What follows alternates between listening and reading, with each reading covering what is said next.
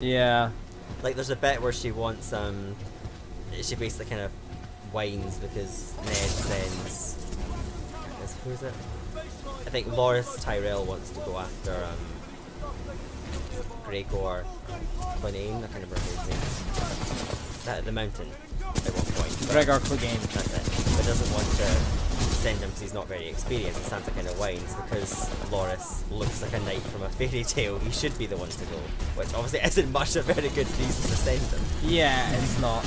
I was jumping out to try and get the pilot helmet that's over there, but I can't remember exactly how you do it, so one thing I might do is after we've finished after we've finished the game proper, I might come back and just record the areas where you get the helmets. But it's kind of part of it, because you think of how Cersei's viewed in universe and how Tyrion's viewed. Like, Cersei's quite provably a nasty person. I think everyone who has met her could probably tell you she's not a very nice person. But everyone is generally respectful towards her, at least at the beginning. Yeah. Whereas Tyrion is, you know, sort of deformed and Satan, you know, just treated like crap, even though he's definitely a better person than her. Yeah. Mostly. Except in the books where no one is a good person. Yeah. Because in the book, Cersei more or less gets away with murder because she's attractive and Tyrion can't get. And is the queen. Yeah.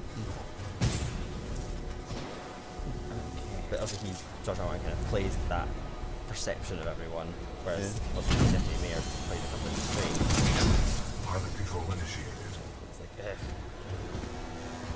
I do like the fact that that is basically George R. R. Martin's work, is that most of what he's done is basically just playing on the tropes in that were established by, like, Tolkien. Yeah. Which is actually kind of why I like, obviously it's taking forever to write the books, but that's why I kind of like his series, just because he does toy with that. He takes, like, fantasy tropes and plays it what might actually would happen if it was put in a real setting. Like, I'm trying to remember, I think it's like apparently like a lot of the parts of Game of Thrones that he writes were apparently based on some ancient war. I think it was like, there was one war that was generally called like the War of Flowers or Roses or something like that. yeah, the War of the Roses. I'm not even sure I'd call it.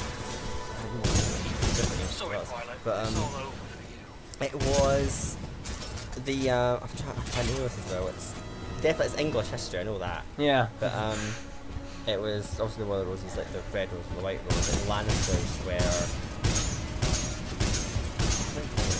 It was the York versus the Lancasters, I think. Detecting home. Section crisis went on for several years. But, it was kind of like loosely based on that. Like, so Lannisters are obviously the Lancasters, but they're also kind of loosely based on the Borgias a little bit. Yeah. Hence the incest. Yeah. The Targaryens are kind of meant to be almost the Game of Thrones equivalent of, like, elves in a sense, just because they've got the whole sort of supernatural bloodline. But Yeah. they've only got it because of basically generations of inbreeding. Yeah. Which leads to insanity in most of them. Burn them. Burn them all. And again, it's the Targaryens are always usually regarded as being very physically attractive, but again, they've got the madness running through them. Yeah. Just trying. I've never actually used this loadout before. This will be interesting.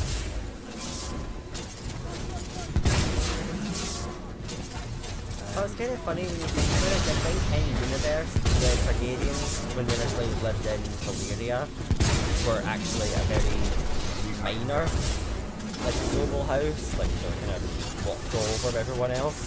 And they eventually kind of, like, fled to Westeros to try and avoid, I think it's like assassination or something, or they didn't want to be in the city anymore. And then when Valyria fell, they were literally the last one left, and they wound up with the forming an empire.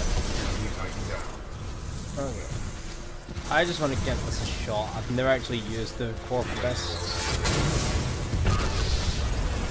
Oh! Your skills are greatly But I think Georgia takes a lot of stuff like the Red Wedding was based on the I think it was called the Black Dinner, which is actually a Scottish thing. Like it was these two clans, like one clan invited another to this dinner, and when they slept, killed them. Like brutal. I don't mean just slit their throats in their sleep. I mean went mental. At least they had the decency to wait until they were asleep. Well, it's not really Unlike- decent. You waited till they were asleep, and then you killed them when they were defenseless. Yeah, but I mean, at least it wasn't like, you know, what actually happened with the Red Wedding, which is just, you know, the ambush, and, you know, all the emotional torture that they went through before pilot. the actual Floating death. box cargo lift offers a shortcut through the facility. Check your HUD for the control panel. Another shortcut? Trust me. Yeah, a bit of dialogue that won't come up until much later is that, oh, I say much later, until like the end of this section of the campaign, not this mission, but probably the next. I think it's like three loading screen changes from now. BT mentions, pilot, I recommend that we take no further shortcuts. Despite the fact that every single one of them have been his idea. Cargo lift. And we're about to see why he recommends we take no further shortcuts. Pilot, I require assistance. Warning. Yep, he gets grabbed. Unauthorized Titan detected in loading dock 13. Transferring Titan to asset reassignment. Nothing we can do to stop it. Crashed Kappa 3. I have located a security breach. Loading dock 13. Over. Roger. Kappa 3 en route. BT! Pilot, I cannot free myself. Wait a minute, did you drop your gun? I don't know. Oh, god damn it, BT.